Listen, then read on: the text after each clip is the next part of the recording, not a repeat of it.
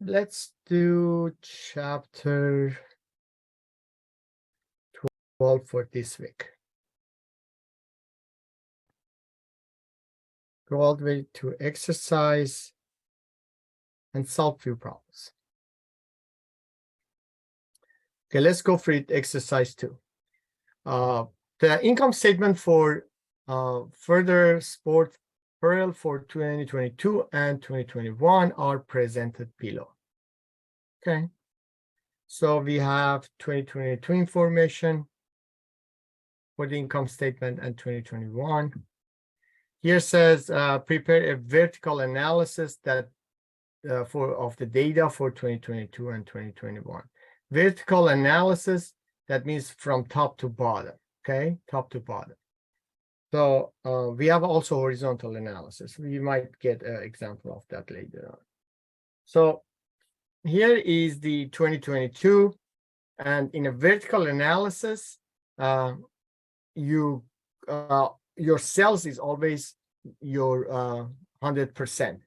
$18,800,000 out of $18,800,000, that's 100%. However, 13 million out of 18 million, that's 70%. 5.6 million out of 18 million is 29%. 1.6 million out of 18, that's 8.5%. So you have to get the percentage vertical from top to bottom, and then you do the same thing for 2021 separately, right? And by just looking at those percentages, you can kind of see the differences between 2021 and 2022 as a form of percentage. As a form of dollar is hard to understand, right? So that's why you convert that to a ratio, and you can see gross profit ratio. So what is the gross profit ratio for 2021 and 2022 is 29.8% gross profit ratio in 2022. However, in 2021, gross profit ratio was 54.8%. That means the profitability of the company has been declined dramatically just by looking at the gross profit ratio. Let's look at net profit margin. Net profit margin in 2022 was 4.5%, but in 2021, net profit margin was 25.8. That means for every $1 of sales, we were able to create 25.8% of net profit. But in year 2022, that profit for every $1 of sales became just 4.5%. 4.5% for every $1 of sales. That's a very sharp decline in regards to profit margin for this company, just in 1 year. And that's a big issue for the management, and they need to look at it, and investors need to be also aware of this situation. So that's problem number 2. Let's do another one. Let's say in exercise 3. In exercise 3, it says refer to the information provided in exercise 2. Prepare horizontal analysis for 22 and 2021. So horizontal analysis, that means you move from left to the right? Horizontal analysis. Okay, so let's look at that horizontal analysis for the same company. So when you are doing a horizontal analysis, you need to have a base, the base year. The base year is always your old year. So the old year here is 2021. So you can keep the 2021 as your base, and then compare your 2021 to 2022 in a horizontal line, just like that. Make sense?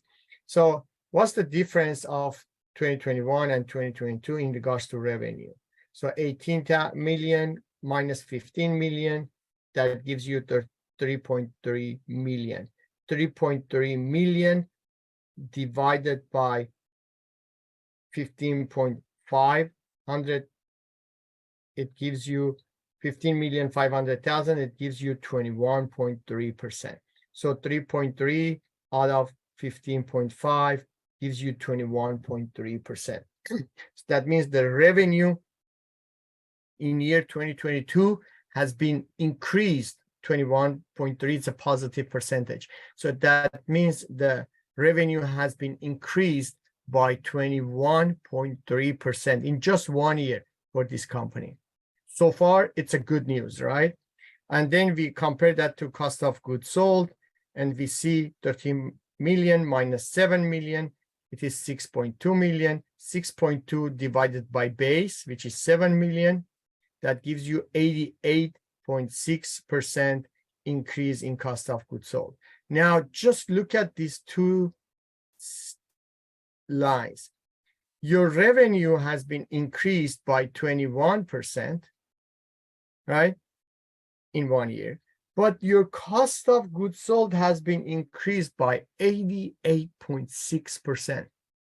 How come your revenue went up just 21%, but your cost of goods sold went up 88%?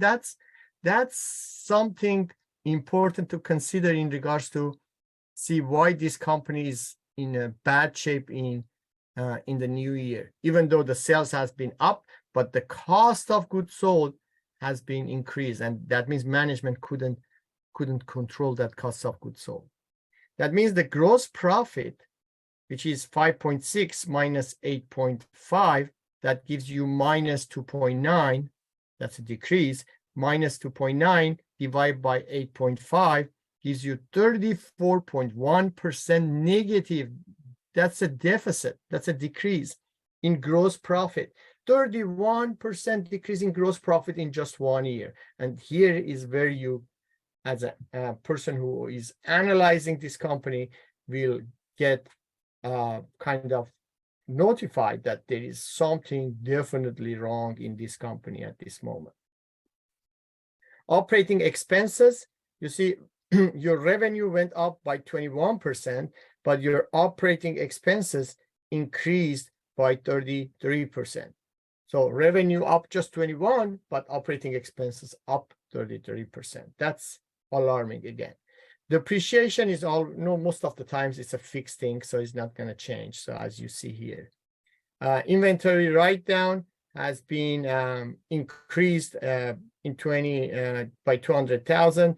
That's not a big deal to consider that.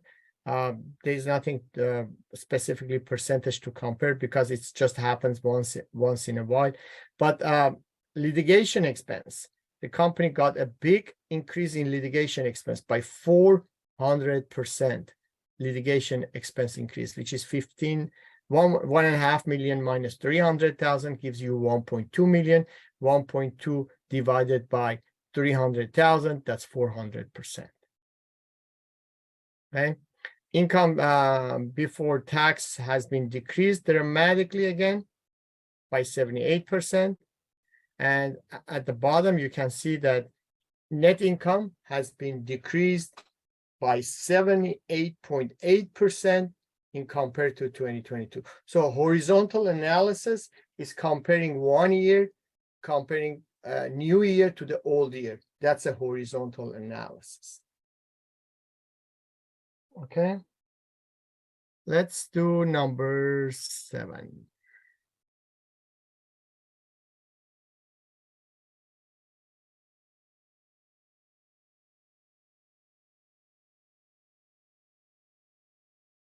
Okay. In number 7, says the company's balance sheet is provided here for 2021 and 2020. And you see we have assets, we have liabilities and stockholders' equity. In regards to horizontal analysis, vertical analysis, your total asset is your base. In income statement for the vertical analysis, your total sales is your base, right? But in a vertical analysis, in regards to balance sheet, your total asset is your base. Anyway, we have these two balance sheets, and it says that's your net income, that sales on account are $1,890,000. Cost of goods sold in the income statement shows 1,394,250. Okay, calculate the following risk ratios for 2021: receivable turnover ratio, inventory turnover ratio, current ratio, acid test ratio, and debt to equity ratio. When we compare two companies, can one have a higher current ratio while the other has a higher acid test ratio? And the answer might be yes. Explain your answers, we will see. Okay, so let's look at this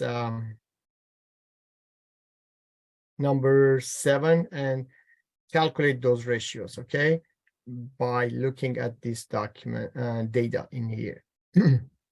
We can have receivables turnover ratio. So receivables turnover ratio, we need to have a good to see where the receivables are, turnover ratio formula are. So let me see if I can show you the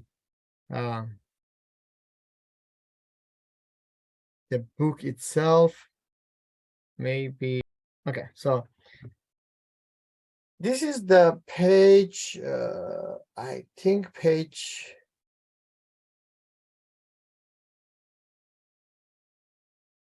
225, right? Page 225 in your book. If you have a book, or if you have ebook, go to risk analysis. So remember, in your PowerPoint, you have to have one ratio at least for liquidity, one for profitability, and one for solvency. So for liquidity, for profitability, I just covered that, the net profit margin and gross profit margin in the previous problem.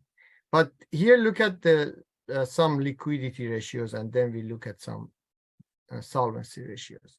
So we have receivable turnover ratio. Receivable turnover ratio, that means how many times when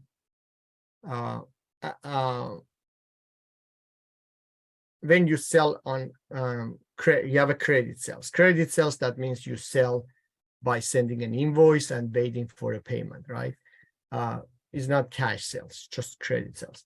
And we want to see how many times the company has been able to turn over and collect all the receivables and sell it again, turn over and collect all the receivables again and sell it again. How many times the company in 1 year was able to collect all the receivables? If the number is higher, that means the company is doing very good job in collecting receivables. That means the company has higher liquidity because of that. So that's why receivables turnover ratio, it's a liquidity ratio. So the formula is net sales, net credit sales. When we say net credit sales, that means sales minus sales discount minus sales return and allowances. That's a net credit sales, okay? And credit sales, one more time, that means the company sends an invoice and wait for a check down the road. Okay, so net credit sales divided by average accounts receivable. Average accounts receivable is the accounts receivable of last year balance sheet plus accounts receivable of this year balance sheet divided by 2. That's the average accounts receivable. So net credit sales divided by average accounts receivable. For easy example, let's say net credit sales is 100 and average accounts receivable is 20. So that means $100 divided by $20. That's 5. 100 divided by 20 is 5. That means the company was able to collect credit sales 5 times during the year, right? If a company can do that faster, and more, then that will be more liquidity available to the company, right?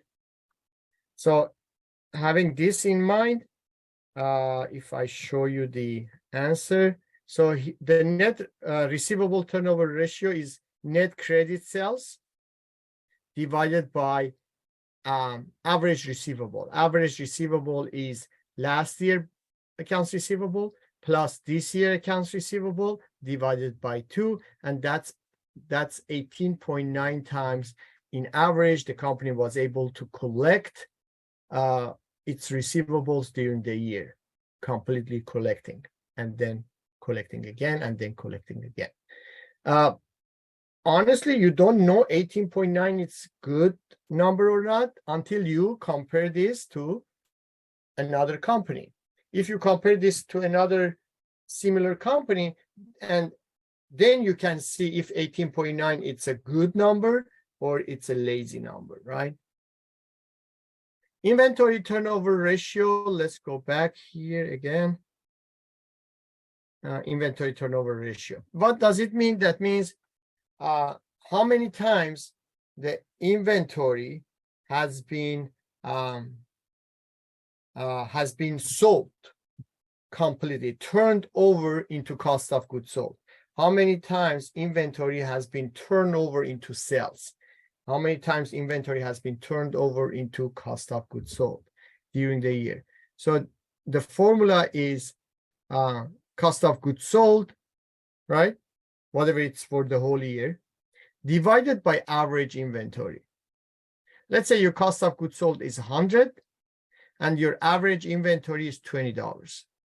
So $100 cost of goods sold divided by average inventory of $20, that's 5. That means inventory turnover ratio was 5 times. That means the company was able to sell all its inventory 5 times and buy it again, and then sell in the whole inventory and then buy brand new inventory again. If you can turn over your inventory as fast as necessary and as fast as you can, that means you will have more turnover in regards to inventory. That means you will create more liquidity in your company because you are selling it fast. In regards to average collection period, let me just cover it since we are here. If you have receivable turnover ratio, right, then take that receivable turnover ratio and say, okay, I have 365 days in 1 year, divided by turnover ratio of, let's say, 10, and then that gives you 36.5 days that you normally takes to collect your receivables. That's again, you don't know that 36.5 days is good or bad until you compare to another company, and then you can draw some conclusion. Okay, let's look at the inventory turnover ratio, which is cost of goods sold divided by average inventory for this formula. So here is cost of goods sold is 1,394,000 is given to us. Average inventory, you have to look into balance sheet from last year inventory in the December 31st plus this year end inventory and divided by 2 to get an average of it. And then you say, okay, I have a cost of goods sold of this much, but my average inventory was that much. That means I've been able to collect and sell all my inventory 14.3 times. So I was able to buy inventory and sell it, buy inventory and sell it 14.3 times. Is good? Probably it is, but you have to compare to another company to see how good it might be. Okay, current ratio. Current ratio, that means current asset divided by current liability, right there. Current asset divided by current liability. That means for every $1 of current asset, how much current liability do you have? For every $1 of current asset, how much current liability do you have? What is current asset anyway? Current asset, that means an asset that you can convert it to cash in a year or less. That's a current asset, right? 1 year or less, or the operating cycle, whichever is longer. But in most cases, we just make it a short explanation, which we say 1 year or less, that's a current asset. You can convert it to cash in 1 year or less. Current liability means a liability that you need to pay within a year, or operating cycle, whichever is longer. Operating cycle most of the times is shorter for most companies, so we go short explanation, which is current liabilities are liabilities that you need to pay in 1 year or less, and that will be your current liabilities. So current ratio, it means for every $1 of current asset, or for every sorry, for every $1 of current liability, how much current asset do you have? Do you have enough current asset to pay those current liabilities? If you don't, then it's going to be a problem, right? So current ratio, normally you want it to be at least 1 or more, right? But again, you have to compare two companies together to see exactly what you are looking at. So in this company, and in this situation, current asset goes at the top, current liability goes at the bottom, and we have 3.6 to 1. This is how you explain it, 3.6 to 1. That means for every $1 of liability, we have 3.6 times more current asset available. That means for every $1 of liability, we have $3.60 of current asset available, which is looking good. Of course, you compare to another company to see how it goes. There are a few ways to compare. You can compare to another company. You can compare to your own company a year ago, a year before, or you can compare your ratio with industry average type of ratios and get a comparison over there. In your group project, you're comparing two publicly traded companies in the same industry. That's why it's easy to understand that. So two publicly traded companies in the same industry. Let's say Target and Walmart, for example. Okay, let's go to acid test ratio. Acid test ratio is almost like a current ratio, but more picky, more picky. Why is more picky? Because acid test ratio is only considering whatever is really, really, really liquid. Like what? Like cash, like current investment that they have normally 3 months or less of maturity, so it's very, very liquid. And accounts receivable that normally, again, it's very liquid type of current asset. So you take inventory out, you take supplies out, prepaid invoice, prepaid expenses out. All those things you don't bring it here. You want only cash, only current investment, and accounts receivable. Very, very liquid current asset, and divided by current liability. This way you really can kind of understand what and how much current asset you really have. So it's much more picky in regards to testing the liquidity of a company. It's a very good way to understand to the bone that do you really have enough current asset to pay your current liabilities or not. So here we go. The answer will be cash plus current investment plus accounts receivable. So I think accounts receivable was 98. So current investment should be 5,000. So anyway, you add them up, divide by current liability, and you get 2.8 to 1. That means for every $1 of current liability, you have 2.8 times more current asset available to take care of your current liabilities. Okay, that's up to here was liquidity, but let's do a solvency ratio. A solvency ratio is looking at the long term for a company. So debt to equity ratio. That means you are looking to compare the amount of debt that you have in your company to compare to the equity financing. There are two ways that you can finance something in your company, either debt financing or equity financing. Debt financing, that means you borrow, you pay interest. Interest is tax deductible, but you have to pay it no matter what. Equity financing, that means you raise capital by issuing stock. You may want to pay dividend, that's optional, but dividend is not a tax deductible item. So normally, debt is more risky than equity financing because you have to pay the interest expense.